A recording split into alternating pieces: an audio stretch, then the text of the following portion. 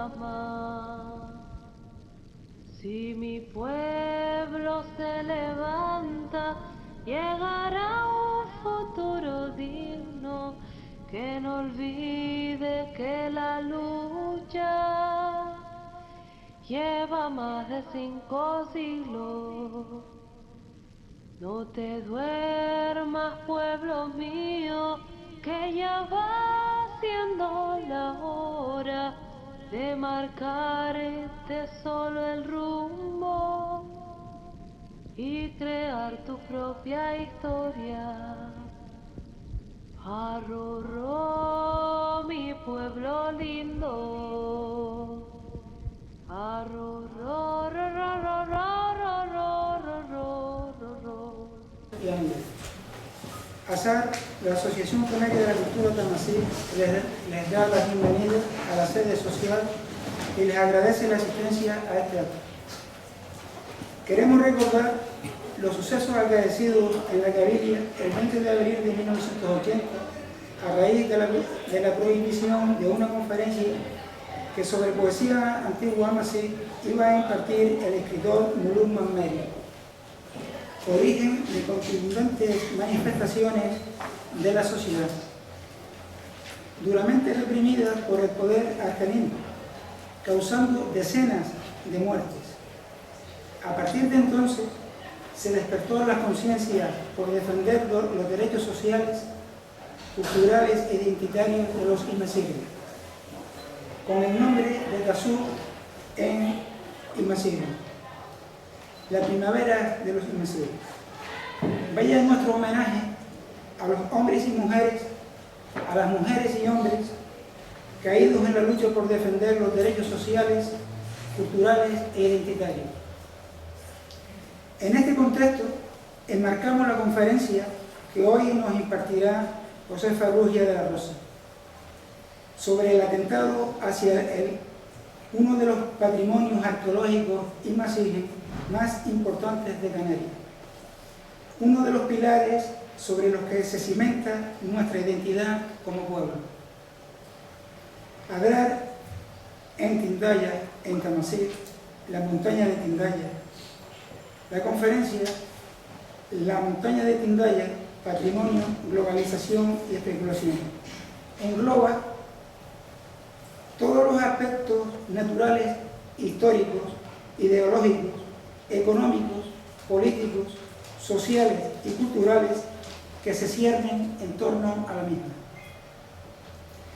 Josefa Rugia de la Rosa, historiador e investigador, autor, entre otros importantes trabajos, de Ad initio, un análisis crítico y historiográfico sobre la visión que cronistas e investigadores tuvieron sobre el primer poblamiento de Canarias, obra de referencia obligada para cualquier persona o estudioso de la historia de Canarias. ASAR, la Asociación Canaria de la Cultura Tamasí, contribuye de este modo a alzar la voz junto a todas las personas y colectivos sociales y culturales que defienden la montaña de Tindaya como un valor en sí misma, merecedora ser declarada Patrimonio Mundial por la UNESCO, y con el esfuerzo y la voluntad de todos ustedes y de todos y todas lo lograremos. Les presento entonces ahora a Josefa Rugia, que les va a documentar sobre la montaña y crear conciencia para que ustedes sean transmisores de lo que aquí se diga, para fomentar toda la protección de este patrimonio incalculable que es la montaña de Tindaya. Bueno, muy buenas noches a todos, a todas. Gracias por venir. Si me lo permiten, yo me voy a quedar de pie porque me gusta hablar y gesticular mucho y me siento más cómodo de pie. Y cada vez para mí resulta menos agradable hablar de Tindaya, porque lo que inicialmente para mí fue un tema meramente arqueológico de investigación, por desgracia con el paso del tiempo se ha convertido en un tema que tiene más de legal, más de contenciosos administrativos, ¿no? Y más de especulación que de investigación, ¿no? Pero precisamente como existe un compromiso, ¿no?, con este rincón de la isla, pues hemos decidido que hay que ir sembrando conciencia, ¿no? Y un poco despertando la mirada, sobre todo de aquellos colectivos sociales que no están al tanto de lo que es la montaña de Quindaya, lo que supone la montaña de Quindaya, ¿no? Para la sociedad, para Canarias. Y bueno, esta es una de las tantas conferencias que he ido dando por las islas para un poquito, bueno, contribuir a ese movimiento social, ¿no? Que existe en torno a la montaña de Quindaya desde nada más y nada menos que la década de finales de los 80.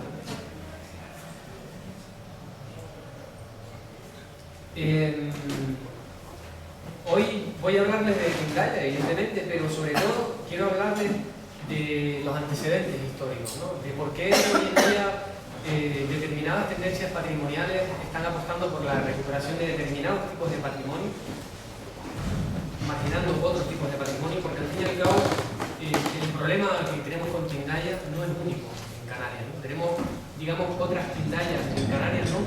Pero con otras características patrimoniales, arqueológicas. En ese sentido, en la ponencia voy a hablarles en primer lugar de los valores de Quindaya, muy someramente, muy por encima, porque parto de la base que los que están aquí, que más quien menos sabe lo que representa, ¿no? Quindaya para la arqueología, ¿no? Y para el patrimonio de Canarias. Luego quisiera detenerme un poquito en lo que aquí aparece bajo el título de la negación histórica del pasado indígena entre los siglos XIV y XXI, para que un poco vean cómo históricamente, desde esa fecha, ¿no? Desde el siglo XIV en adelante, se ha ido negando una realidad cultural previa a la conquista y se ha puesto el acento en una recreación, ¿no? De ese mundo indígena que lo que ha propiciado a largo plazo es una visión totalmente distorsionada de lo que entendemos, ¿no? Por el mundo indígena canario, ¿no? Acto seguido plantearé algunas cuestiones en relación con lo que entendemos como el pensamiento único y el patrimonio canario. Retomo aquí el concepto de pensamiento único que ya desarrolló en su momento Noam Chomsky y también Ignacio Ramonet. Y en cierto sentido también entronco con algunas ideas que plantea Gerda de Marcuse en su obra El hombre unidimensional, ¿no? Porque todos estos textos verán que tienen una clara aplicación a lo que es el patrimonio canario, por lo menos desde el punto de vista teórico. Luego vamos a centrarnos en analizar el decreto tan polémico, ¿no? El 108/2014 del 13 de noviembre del Gobierno de Canarias, que fue un poco el que volvió a despertar el tema de Quindaya, ¿no? Que llevaba unos cuantos años ahí como aletargado, pues precisamente a raíz de la entrada en vigor de este decreto parece que se ha reactivado, ¿no? Nuevamente el tema de Quindaya, para después, bueno, proponer por qué debemos considerar la opción de Quindaya como patrimonio de la humanidad, uno de los baluartes en Canarias con claras posibilidades de ser declarada patrimonio de la humanidad junto con otros enclaves, como por ejemplo aquí en Gran Canaria, en el caso de Risco Caído, ¿no? Y en último lugar, bueno, más que nada comentarles cómo está hoy en día la campaña de firmas en change.org. Hay muchas campañas abiertas en muchos frentes que luego se han reactivado, como digo, ¿no? Colectivos ecologistas, sociales y demás. Y bueno, aquí hay una campaña también en change.org que lleva abierta prácticamente ahora 2 años, sigue captando firmas y que bueno, la idea es que con todas estas firmas se entreguen en su momento no solo a las entidades de aquí de Canarias, sino también del extranjero, para pedir por la declaración de este enclave como patrimonio de la humanidad. En relación con los valores de Quindaya, insisto, voy a pasar muy por encima porque todos más o menos sabemos, ¿no? Lo que encierra Quindaya. Es uno de los enclaves de Canarias con mayores niveles de protección legal, ¿no? No solo como monumento natural, BIC, es decir, bien de interés cultural, espacio de especial protección para las aves, en ella anidan aves, ¿no? Que están en peligro de extinción.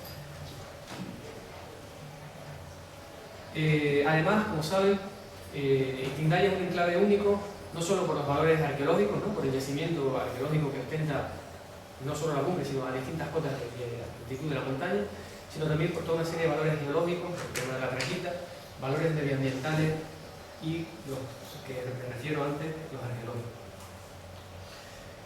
Traigo una serie de imágenes que son fotografías de Tarek Ode, de un proyecto en el que estamos trabajando, que ya dio una primera parte y ahora en breve verá una segunda parte. Un poco pues, fotografías que lo que persiguen es precisamente poner en valor, ¿no? El legado patrimonial que atesora la montaña, ¿no? Evidentemente los podomorfos. Como saben, la montaña de Quindaya es el enclave con mayor concentración numérica de podomorfos en toda Canarias, ¿no? Superan el número de los 300 y este es uno de los elementos, si no el más distintivo, de la montaña de Quindaya. No voy a entrar en detalle sobre los tipos de pomomorfos que nos encontramos, técnicas y demás, porque bueno, creo que interesa más insistir en otras cuestiones, ¿no? En relación con el apartado al que me refería antes, a la negación histórica de la realidad indígena, como todos ustedes saben, las Islas Canarias empiezan a ser redescubiertas a raíz de la presencia de los catalanes, los frailes catalano-mallorquines en Gran Canaria. Empiezan a iniciar toda una serie de contactos, ¿no?, con navegantes europeos que a la larga van a darnos pie a la conquista y colonización, en la etapa de señorío, luego de realengo, y como consecuencia de este contacto entre las sociedades indígenas y los colonizadores comienzan a aparecer las primeras fuentes escritas, ¿no?, toda una serie de textos escritos en su totalidad por foráneos, es decir, por los conquistadores que llegan, ya fueran religiosos, militares, etc. Y estos autores, evidentemente, van a plasmar en estos escritos un pensamiento europeo, ajeno por completo al pensamiento indígena, y hasta tal punto es así que cuando nosotros accedemos hoy en día a esta fuente y hacemos un rastreo, podemos ver cómo lo que verdaderamente imperaba en los textos que ellos escribían a la hora de describir ese mundo indígena canario era la cosmovisión judeo-cristiana, es decir, ellos empleaban una serie de libros de referencia, entre ellos de la Biblia, en concreto el Génesis, para describir la realidad en aquella época. De hecho, en innumerables ocasiones entroncan el primer poblamiento de Canarias con las poblaciones bíblicas, aféticas, camíticas, etc. También recurren en muchas ocasiones a las fuentes clásicas, a aquellos textos donde supuestamente se hacía referencia, ¿no?, a las Islas Canarias, a las Islas Afortunadas, y consiguientemente la imagen que se empieza a ofrecer del mundo indígena canario, ya desde el indígena canario, desde bien entrado, ¿no?, esta primera fase de conquista y colonización, es una visión completamente etnocéntrica que, insisto, no se hace eco de lo que podemos entender como conocimiento indígena, ¿no?, es decir, esa tradición milenaria acumulada, ¿no?, por estas sociedades que empiezan a ser vistas y analizadas a partir de un filtro europeo. El libro, digamos, de cabecera en esa época es el Génesis, es el que explica la concepción del mundo y de la historia.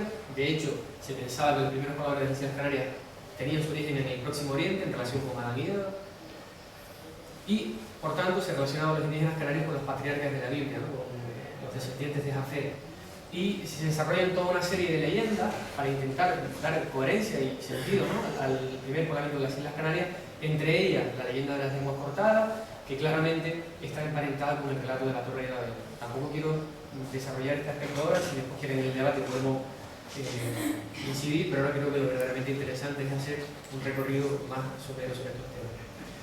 Y también es cierto que hay algunos autores que sí tienen un contacto más directo con las comunidades indígenas, caso por ejemplo de los religiosos que están en Canarias, puede ser por ejemplo Fray Alonso de Espinosa, entre otros, que fruto de ese contacto con los indígenas acceden a tradiciones, a información de primera mano y empiezan a establecer paralelismos etnográficos y lingüísticos entre las sociedades indígenas canarias y las sociedades del norte de África y el área berebera, más bien, ¿no? Básicamente porque, como ustedes saben, fruto del desarrollo de una economía colonial en un primer momento central, ¿no?, en los ingenios azucareros, se comenzó a importar mano de obra a Canarias, mano de obra esclava procedente del norte de África, y muchos de estos esclavos procedían del África berberófona, y por tanto estos autores en esta época vieron que existían similitudes entre los indígenas que quedaban canarios y estas poblaciones, y similitudes por ejemplo en el hablar, en el contar, en las costumbres, en los alimentos que tomaban, etc. En este sentido, por ejemplo, es sintomática esta cita, ¿no?, que traigo aquí de Fray Alonso de Espinosa, ¿no?, el fraile. Él decía, pues ellos son africanos y de allá traen su descendencia, así por la vecindad de las tierras, como por lo mucho que ofrecen en costumbres y lengua, tanto que el contar es el mismo que de hoy. Allegues a esto también que los manjares son los mismos, como es el gofio, la leche, la manteca, etc. Por tanto, hay un aspecto durante esta primera etapa, desde el siglo XIV hasta prácticamente el siglo XIX, que condicionó la interpretación de la sociedad indígena canaria, y era el hecho de que, como las Islas Canarias se encontraban próximas al continente africano, la mayor parte de los autores pensaron que los primeros pobladores venían del norte de África. Por eso, la proximidad geográfica de Canarias con respecto a África se convirtió, digamos, en un argumento acomodatísimo a la hora de intentar explicar el origen de estas poblaciones. Y, sin embargo, en estas fuentes a las que me he referido, en estas fuentes escritas, hay un nulo protagonismo del conocimiento indígena. A pesar de que muchas de estas fuentes se incorporan lo que hoy en día algunos autores han denominado como mitos de origen, ¿no?, o incluso conocimientos relacionados con creencias religiosas, lo cierto es que toda esta información nos llega siempre a través del filtro del conquistador y no hay lo que en el ámbito latinoamericano se ha denominado como crónicas de los vencidos, ¿no? Es decir, lo que nos ha llegado por la vía del conquistador.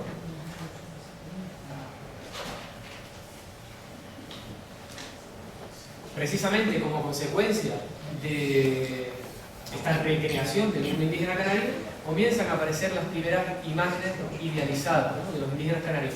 Es interesante un tema, y es que estas imágenes que les ofrezco aquí fueron realizadas no a partir del contacto directo con las sociedades indígenas, sino fueron hechas por autores que nunca pisaron Canarias, ¿no?, y que nunca tuvieron un contacto real, ¿no?, ni visual con las sociedades que estaban describiendo, ¿no? De manera que las primeras láminas que aparecen en los libros de la época son láminas que reproducen toda una serie de cánones estéticos de la época, ¿no? Por ejemplo, fíjense en este indígena que aparece representado arriba, cómo incorpora una serie de elementos propios de las sociedades indígenas según se concebían en aquella época, pero hoy en día por la arqueología, por ejemplo, sabemos que en Canarias hasta la fecha por lo pronto no han aparecido en el registro arqueológico arcos ni flechas, ¿no?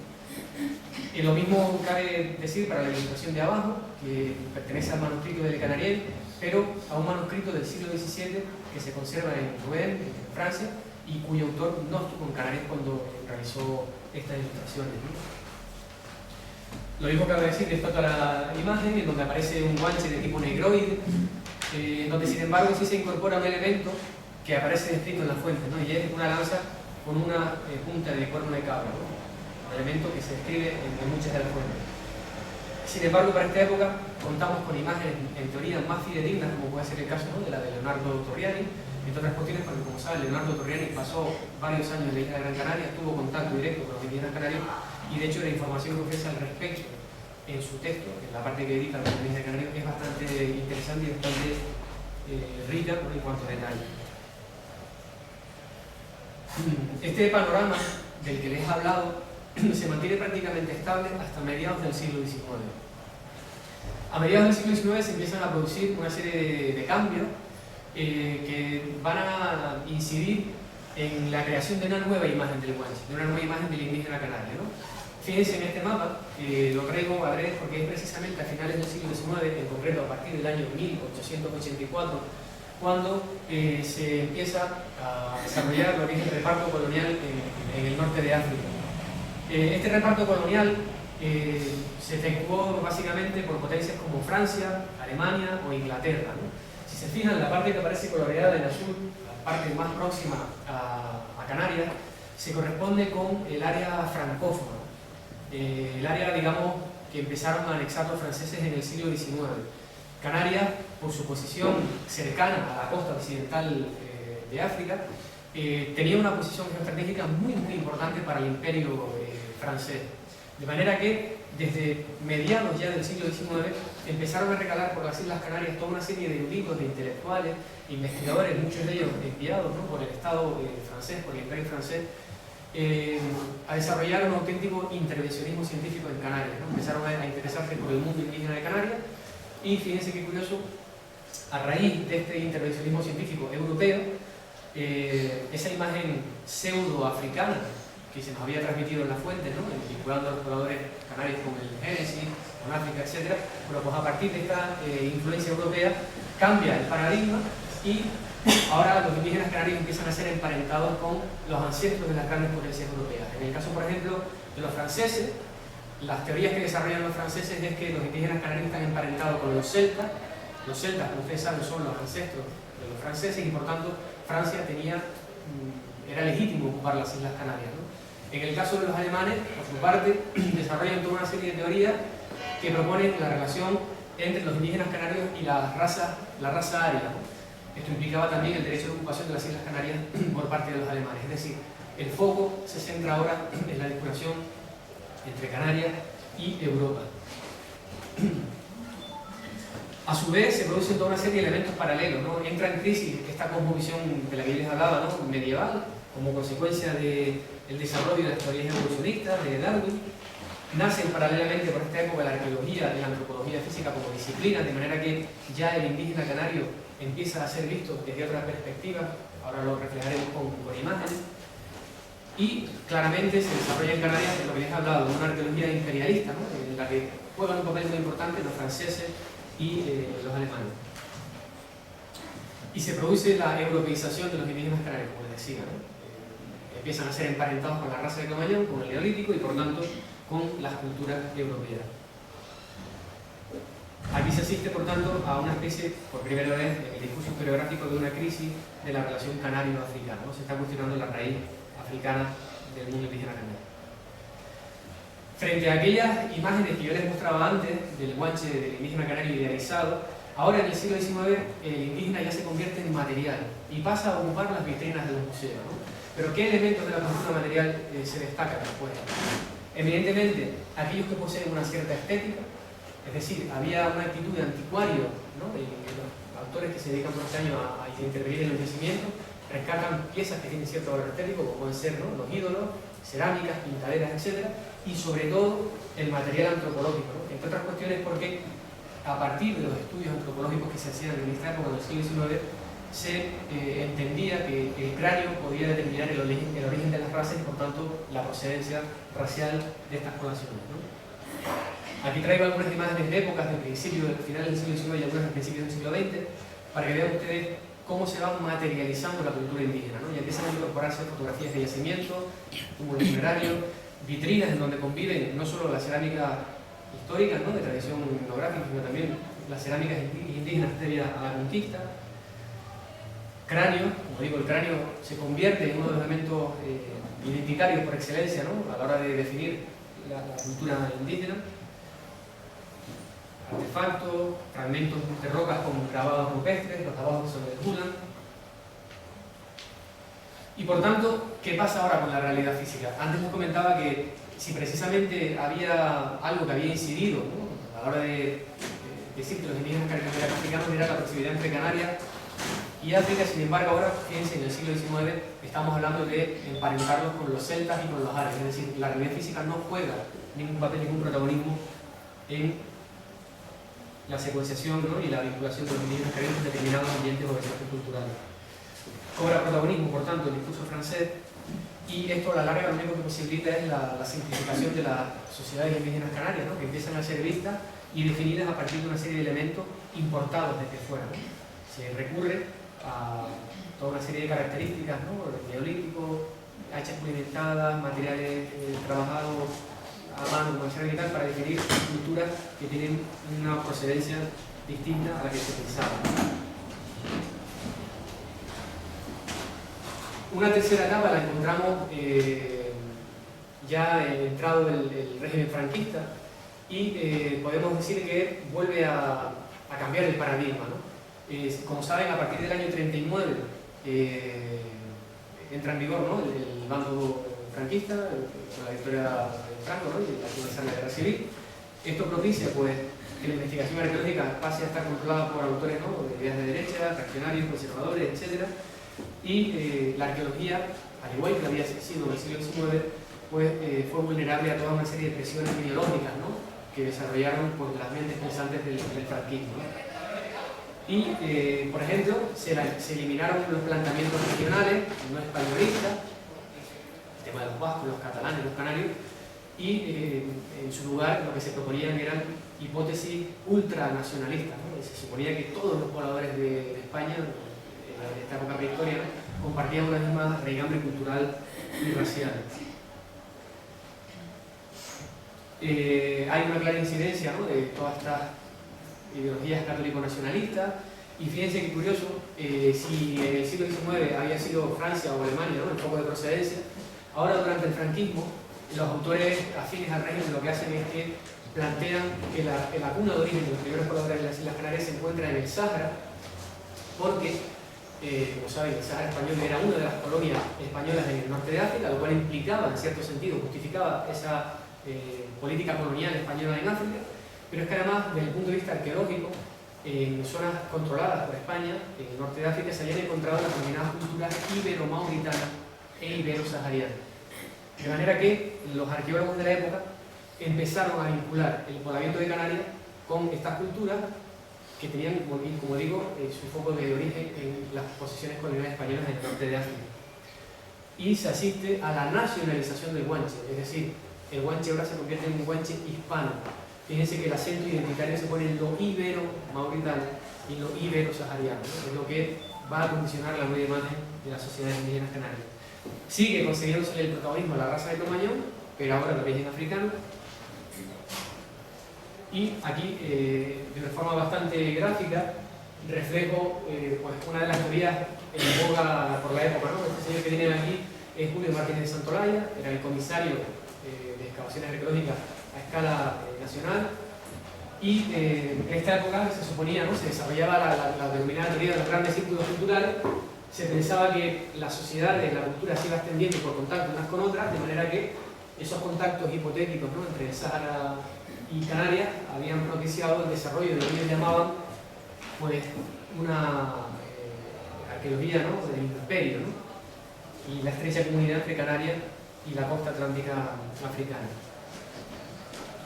Fíjense, por ejemplo, es sintomático, ¿no?, este texto de Pérez de Barrada. Dice: los antiguos canarios y los iberos tuvieron una unidad de origen que se traduce en una unidad de destino del archipiélago y la península hacia la España imperial que todos deseamos, una libre y grande. Esto es una transliteración de la ideología falangista, ¿no?, lo que por entonces estaba en boga, ¿no?, del ideario falangista.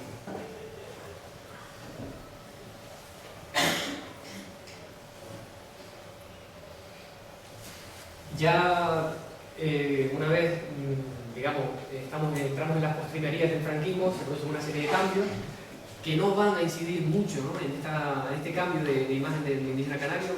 Estos cambios, por ejemplo, son la creación, ¿no?, del Departamento de Arqueología y Historia de la Universidad de La Laguna. Sí, ya por primera vez se rompe el vínculo con las culturas ibero-mauritanas e ibero-saharianas. Fíjense que estas culturas se pensaba que se habían desarrollado en torno al tercer milenio antes de la era. Sin embargo, ya en los años 70, una excavación de Pellicer, ¿no?, el Pellicer en Tenerife, en la cueva del Barranco Hondo, en la cueva de la Arena, da una datación absoluta del año 550 antes de la era, por tanto, mucho más reciente en el tiempo. De manera que empieza a cuestionarse ese vínculo entre los primeros pobladores de las Islas Canarias y los ibero-mauritanos y los ibero-saharianos, ¿no? Esto coincide también en el tiempo con una mayor apertura del régimen, ¿no?, y casualmente con la pérdida de la vocación africanista del régimen, ¿no?, con las colonias africanas.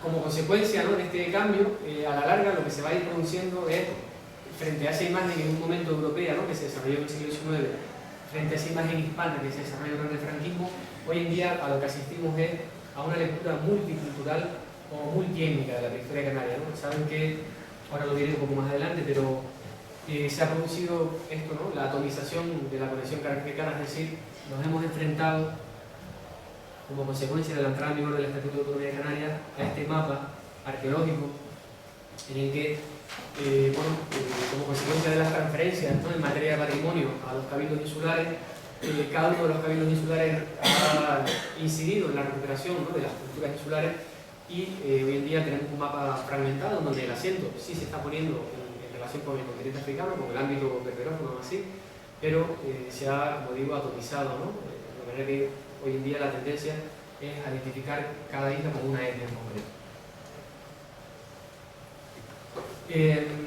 Por tanto, si hacemos un recorrido, ¿no?, desde el siglo XIV hasta la actualidad, históricamente lo que se ha venido observando es cómo en el discurso historiográfico y en el discurso arqueológico el acento identitario se ha puesto en el componente europeo, ¿no?, y infravalorándose la mayor parte de las veces el componente africano. Pues bien, esto lo encontramos desde el punto de vista, como digo, de la investigación, ¿no?, tanto en el discurso historiográfico como en el discurso arqueológico. Ha ido a la par el discurso de la gestión patrimonial también. En el año 1972 se lleva a cabo una convención mundial de patrimonio, que es muy importante, entre otras cuestiones, porque por primera vez empiezan a definirse conceptos como patrimonio natural, patrimonio cultural, patrimonio arqueológico, pero además son conceptos que empiezan a definirse por los grandes centros de poder académicos, Europa y Estados Unidos, ¿no? De manera que estas ideas que nacen con una vocación regional, con el paso del tiempo se acaban convirtiendo en ideas globales, ¿no? Es decir, hoy en día el concepto de patrimonio natural patrimonio cultural y patrimonio arqueológico difiere muy poco entre unos países y otros, ¿no? Se ha estandarizado este tipo de definiciones, de conceptos, ¿no? Y por tanto, a la larga, lo que se ha propiciado es que se ha creado un escenario cultural cerrado, unidimensional, en el que, en cierto sentido, lo que se está propiciando es el pensamiento único y la recuperación de determinados tipos de patrimonio, que son aquellos patrimonios, ¿no?, que entroncan por estos conceptos de patrimonio natural, patrimonio cultural, patrimonio arqueológico, definidos por centros de poder, por ejemplo, como la UNESCO.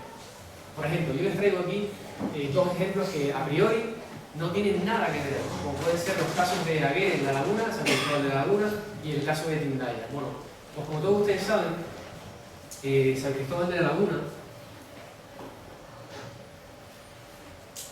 fue declarada Patrimonio Mundial de la Humanidad en el año 1999 por toda una serie de valores que encierra, desde el punto de vista patrimonial, el casco histórico. Estos valores, obviamente, hacen referencia a un periodo en concreto, patrimonio histórico de la etapa colonial, y por tanto solo incorporan realizaciones culturales de un periodo histórico y mayormente de unas élites sociales. Estamos hablando de la laguna de los palacios, de la laguna de las catedrales, de la laguna de las iglesias.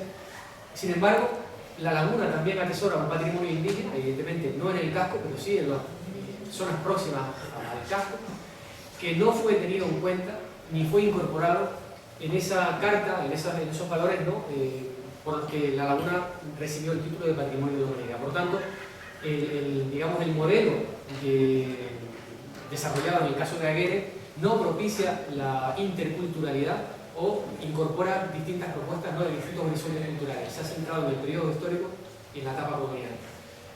¿Por qué, en cierto sentido, guarda relación con lo que está pasando hoy en día con Tindaya desde el punto de vista del pensamiento? Porque en Tindaya se vuelve a infravalorar este patrimonio indígena del que les hablo, y lo que se pone en valor, el acento, es en este caso en un patrimonio ex novo que se va a hacer, ¿no?, en el seno de la montaña, pero que entronca con ese concepto de patrimonio elitista, que en este caso está representado por el proyecto escultórico de Eduardo Chillida llamado Monumento a la Tolerancia. Es decir, el acento en la gestión patrimonial se está poniendo en un patrimonio, insisto, elitista, occidental, infravalorándose, por tanto, el patrimonio con el que ya cuenta la montaña, que es el patrimonio arqueológico previo a la conquista. Pero es que además, si salimos del ámbito de Canarias y vemos qué es lo que está pasando fuera de las Islas Canarias, nos encontramos como un estudio mundial de ICOMO, que es el Consejo Internacional de Monumentos y Sitios Histórico-Artísticos. Este informe es del año 2010. Pues este informe revela que en Europa, las ciudades históricas y los monumentos religiosos, por ejemplo, ¿no?, el cristianismo, los periodos históricos y la arquitectura elitista en relación con la autóctona, están sobre representados en la lista de patrimonio mundial, mientras que muchas culturas arqueológicas y culturas vivas, en particular las llamadas culturas tradicionales, están insuficientemente representadas. Es decir, este problema que estamos viendo en otros contextos del planeta está pasando precisamente en Canarias como consecuencia de este discurso único, de este pensamiento único del cual les hablaba antes, ¿no? Pero es que además, en los casos de La Laguna y de Tindaya, la recuperación patrimonial presenta unas deficiencias que son no solo propias aquí, ¿no?, del ámbito canario, sino también del ámbito internacional. Fíjense, la historia que se persigue conservar tiende a ser la historia de las clases dominantes, y los monumentos que se conservan son los que están asociados con los hechos y la producción cultural de las clases dominantes: palacios, iglesias, casas altas o sobradas, ejecución del proyecto escultórico de Chillida, y raramente se preserva la historia de los dominados, en este caso los antiguos canarios. Por tanto, desde el punto de vista digamos, fuera de la gestión exclusivamente patrimonial, que, digamos, se mueve por debajo de la mesa, pues bueno, claramente en el caso de La Laguna, la declaración de La Laguna como Patrimonio de la Humanidad ha propiciado el desembarco de las franquicias en La Laguna, multinacionales del helado, multinacionales del pan, del chocolate, de la ropa, es decir, toda una serie de marcas económicas con las cuales está familiarizado el turismo, que ahora está llegando a la ciudad de La Laguna. Esto ha propiciado el cierre de innumerables pequeños comercios de La Laguna y innumerables protestas, ¿no?, por parte de pequeños comerciantes en el casco histórico de La Laguna. Y evidentemente en el caso de Tindaya, obviamente existen toda una serie de intereses económicos relacionados no solo con la propia extracción de la traquita, sino con los intereses que se van a derivar del proyecto escultórico, concesión de licencias, etc., ¿no? Por tanto, insisto, los modelos de La Laguna y Tindaya no solo guardan relación desde el punto de vista del pensamiento, ¿no?, ideológico, sino desde el punto de vista de modelos de gestión y de especulación. Y en relación con esta politización y especulación del caso de Tindaya, traigo esta imagen que es de Javier Díaz Reixa, uno de los abogados que está directamente involucrado, ¿no?, en la causa por defender Tindaya, y que refleja, a raíz de la entrada en vigor de este decreto del pasado, hace casi prácticamente 2 años, en noviembre, entró en vigor el decreto 108/2014, por el cual el gobierno de Canarias delimitaba lo que era la zona a proteger en la montaña de Tindaya. Si se dan cuenta, el área de protección se circunscribe a la cumbre, que es en donde se encuentra la mayor concentración de los podomorfos, pero quedan fuera de la zona de protección de Tindaya una serie de yacimientos que se encuentran escalonados a distintos puntos de altitud y que están sin excavar, pero que algunos arqueólogos han interpretado como posibles áreas de sacrificio, ¿no? De hecho, hay material en superficie, están muy derruidos y muy arrasados como consecuencia del trasiego constante de gente que sube a la montaña sin permiso. Pero claramente con este decreto, lo que el gobierno de Canarias persigue es que la zona a proteger sea la zona de la cumbre, quedando libre de la declaración del bien interés cultural en el resto de la montaña, y por lo tanto el uso de la montaña es compatible con la ejecución del proyecto escultórico de Eduardo Chillida, que se haría a cotas inferiores de la montaña. Y según las declaraciones hace poco, ¿no?, en el Parlamento de Canarias, este proyecto escultórico solamente supondría el vaciado del 0,03% de la montaña, cuando realmente en un caso como Tindaya, como otros tantos casos, el problema no está en la cantidad de material que se va a extraer, ¿no?, de la montaña, sino en el atentado patrimonial que supone, ¿no?, la extracción de este material de la montaña, ¿no? Pero fíjense, si atendemos a la legislación vigente, la distancia mínima de protección en los yacimientos normalmente es de 200 metros en todo su perímetro. En los casos, por ejemplo, de Francia y en la península ibérica, he recurrido a estos 2 contextos porque son 2 contextos en donde, desde el punto de vista de la gestión patrimonial, se están desarrollando políticas bastante interesantes y bastante novedosas. Pues en los casos franceses y peninsular, dada la estrecha relación que existe entre las manifestaciones rupestres y el territorio circundante, se establece un área de protección mayor que responde a criterios situados más allá de la delimitación puramente geométrica, como ha sido en el caso de Tindaya, donde prácticamente el perímetro que circunscribe la cumbre es de 100 metros, ¿no?, alrededor de los podomorfos.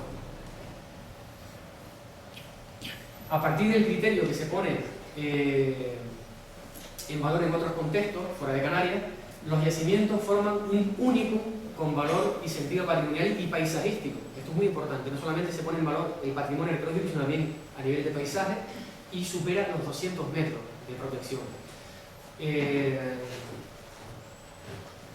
Por tanto, en otros contextos estamos viendo cómo las políticas actuales en materia patrimonial no solo protegen el patrimonio arqueológico, sino también restituyen el medio ambiente en torno al yacimiento, porque se supone que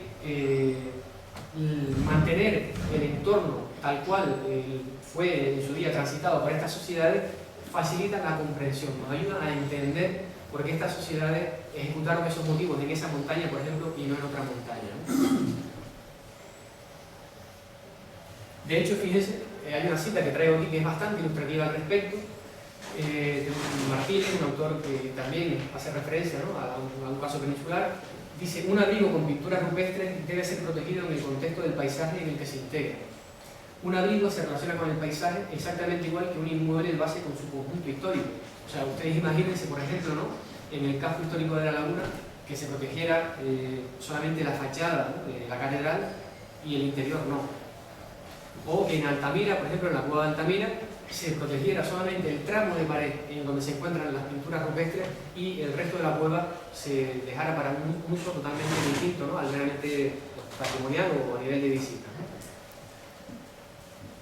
Aquí traigo una imagen que es bastante gráfica, en donde aparecen marcados toda una serie de puntos que se corresponden con yacimientos, y fíjense, legalmente en la parte marcada en negro se correspondería con el ámbito de protección legal, pero finalmente en la zona que se ha protegido se corresponde con la zona marcada en blanco, ¿no? Y por tanto, aquí lo que se está incorporando, como digo, es un criterio no solo legal, que atiende a un criterio geométrico, ¿no?, de X metros, sino también cuestiones que tienen que ver con el entorno paisajístico, ¿no?, con preservar el entorno en las condiciones más próximas a como estas sociedades transitaron por él, ¿no? De hecho, hay una declaración también bastante ilustrativa al respecto de Antonio Pereira Gaspar, que señala cómo Tindaya es un espacio arqueológico unitario. No se puede contemplar solo la protección de la cumbre y debe protegerse en su totalidad, ¿no? Es un enclave de Canarias y no existe otro yacimiento que tenga las propiedades de Tindaya. Javier Díaz Reiza, el abogado del que les hablaba antes, ha hecho un trabajo bastante exhaustivo de muchos de los BIC declarados que hay en Canarias, bienes de interés cultural, a través de, de los propios decretos del Gobierno de Canarias, y en la totalidad de los casos declarados hoy en día como bienes de interés cultural, jamás y nunca se ha dividido el BIC en dos. Es decir, cuando se declaraba un yacimiento rupestre BIC, se consideraba el bloque, la montaña o el pitón en su totalidad. Se da el caso, por ejemplo, de algunos yacimientos en donde nos encontramos con un conjunto de cuevas separados unos enterramientos y separados unas manifestaciones rupestres. No se protegían espacios perimetrales alrededor de las cuevas, alrededor de los grabados y alrededor de los enterramientos, sino que se delimitaba un área que englobaba todas estas manifestaciones, ¿no? Es decir, los bienes de interés cultural no son divisibles, como se está haciendo con el caso de Tindaya, que vendría a ser el primer caso, desde el punto de vista legal, en donde un bien de interés cultural se está segmentando, ¿no?, quedando fuera de la protección otros enclaves o yacimientos arqueológicos, ¿no? Y en relación con la potencialidad que encierra el yacimiento de la montaña de Tindaya, y si salimos del ámbito de Canarias y nos vamos a zonas geográficas relativamente próximas, nos encontramos, por ejemplo, con contextos como el de Tassili N'Jer en Argelia, que fue declarado Patrimonio Mundial de la Humanidad por sus valores rupestres, o nos encontramos con casos como los de Valcamonica en Italia, yacimiento de montaña rupestre, también forma parte, ¿no?, de la lista mundial de patrimonio. Pero es que si comparamos estos dos casos, Valcamonica y Tassili N'Jer, con el caso de Tindaya, y analizamos en profundidad por qué fueron declarados e incorporados en esta lista mundial de patrimonio de la humanidad estos dos yacimientos, nos encontramos con que en el contexto internacional, es decir, tanto en Valcamonica como en Argelia, uno de los aspectos que se valora, para declararlos patrimonio de la humanidad es el hecho de que son yacimientos en los que hay una huella clara y considerable de valores humanos durante un periodo cronológico determinado en un área cultural específica. En el caso de Tindaya, el legado rupestre refleja claramente las influencias IMASIC, por tanto norteafricanas, en un patrimonio que es único a escala mundial. Es una idea que repetía el otro día también, ¿no?, y es que culturas IMASIC fuera de África las encontramos en otros contextos, pero para el periodo en el que se están desarrollando aquí en Canarias, ¿no?, a nivel insular y con las características que encontramos en Canarias, no las encontramos en otras partes del planeta, ¿no? Luego, otro de los elementos que se valora tanto en Valcamonica como en Argelia es que en ambos casos aportan un testimonio excepcional de una tradición cultural desaparecida.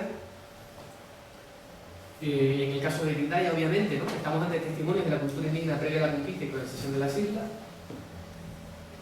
En estos dos casos también se habla de que se emplazan generalmente en espacios de un alto valor paisajístico y medioambiental.